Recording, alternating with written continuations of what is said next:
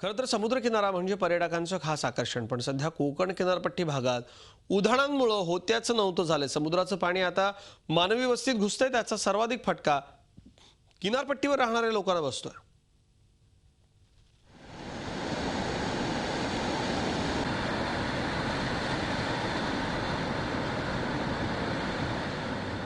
कोकण किनारपट्टीवर समुद्राला असं उधाण आलंय।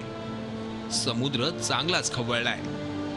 दर्याला आलेल्या उधाणामुळे इथल्या वस्तीची ही अशी अवस्था केली आहे।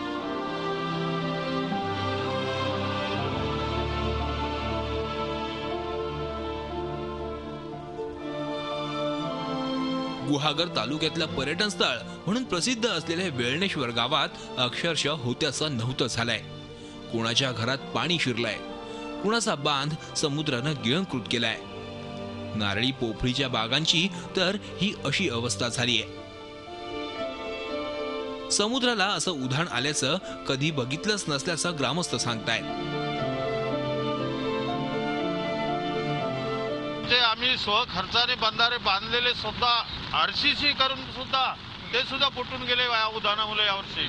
भिंतींना मोठी भगदाडं पडली आहेत, तडे गेलेले आहेत। त्याच्यामुळे ह्या ज्या किनारपट्टीवर जी घरं आहेत या घरांना अत्यंत असा धोका निर्माण झालेला आहे। इथली जर बागा आपण पाहिलेल्या आहेत, याच्यामध्ये जर नारळी पोफळीच्या ज्या बागा आहेत ह्या संपूर्ण ह्या जास्तीत जास्त जी पाण्याची पातळी होती त्याच्यापेक्षा खूप पडल्यामुळं ह्या बागासुद्धा नष्ट होत आहेत, की अशी भीती निर्माण झालेली आहे। समुद्राला आलेल्या उधाणामुळे वेळणेश्वरच्या ग्रामस्थांचं लाखोंचं नुकसान झालंय। या ठिकाणी तत्काळ धूप प्रतिबंधक बंधारा बांधण्याची मागणी सरपंचांनी केली आहे।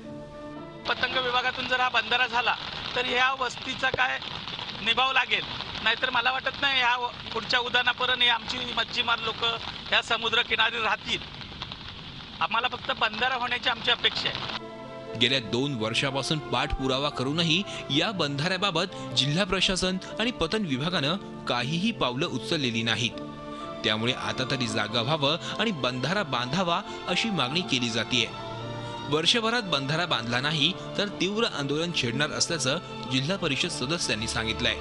ज्यांचे सदस्य असल्यामुळे मी डीपीडीसीला सुद्धा हा विषय मांडलेला आहे की मला जर ह्या वेळणेश्वर खारवीसर समाजासाठी जर बंधारा झाला नाही तर मला वाटतं की मला आंदोलन करावं लागेल आणि मी हे आंदोलन करायला तयार आहे। समुद्राला आलेल्या उधाणाचा फटका रत्नागिरीतल्या मिऱ्या बंधारा, मांडवी समुद्र किनारा आणि काळबादेवी समुद्र किनाऱ्यांनाही बसलाय।